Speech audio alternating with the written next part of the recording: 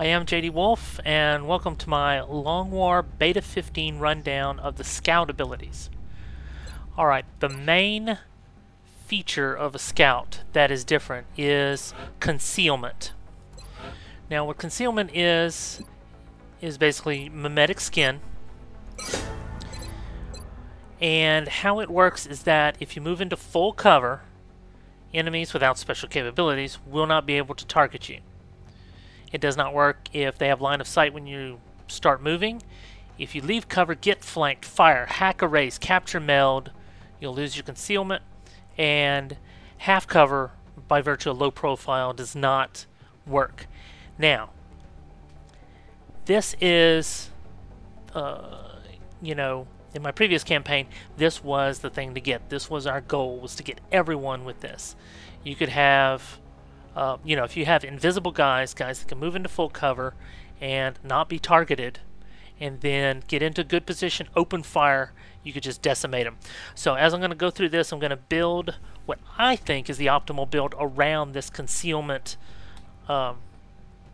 perk and our ability, and then we will go through a different build, a more hit and run sort of scout. So the first thing we have is that Lance Corporal. You have a choice between hollow targeting, gunslinger, and lone wolf.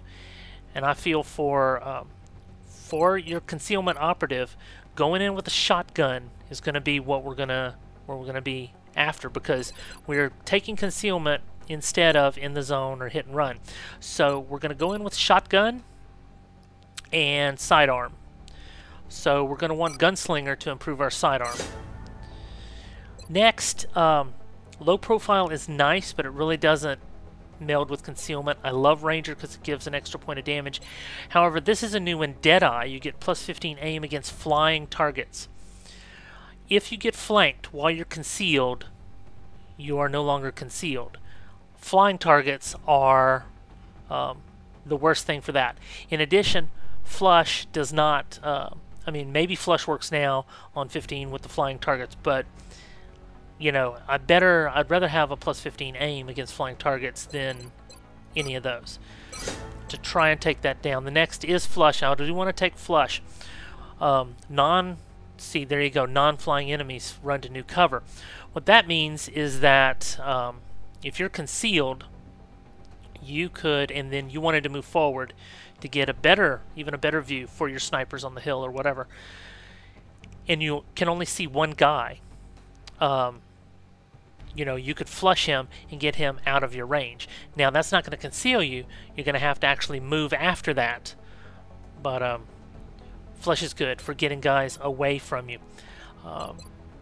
Battle scanner is good for support and whatnot, but I'm going to go with flush for this.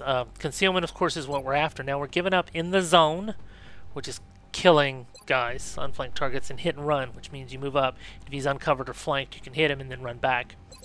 But we're going with the invisibility concealment.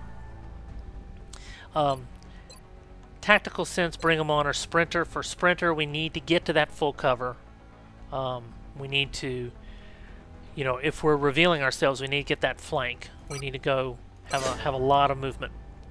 And then finally, I do want to go with vital point targeting. Extra conditioning is nice.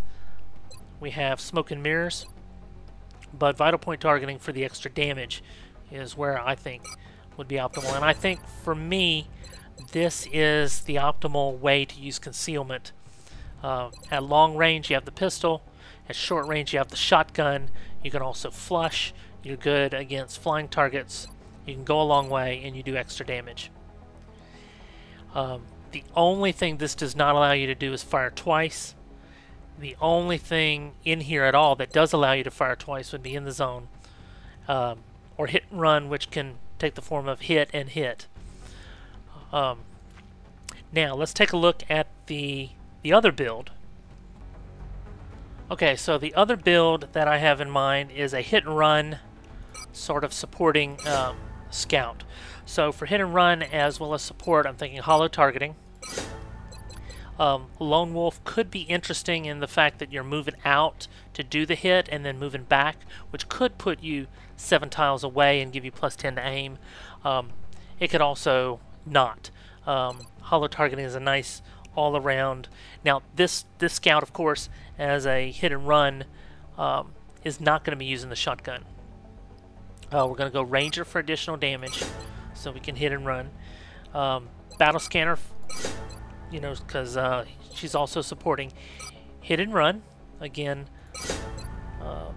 the whole focus of this one. I still prefer Sprinter and Vital Point targeting for the last two, regardless of any other considerations.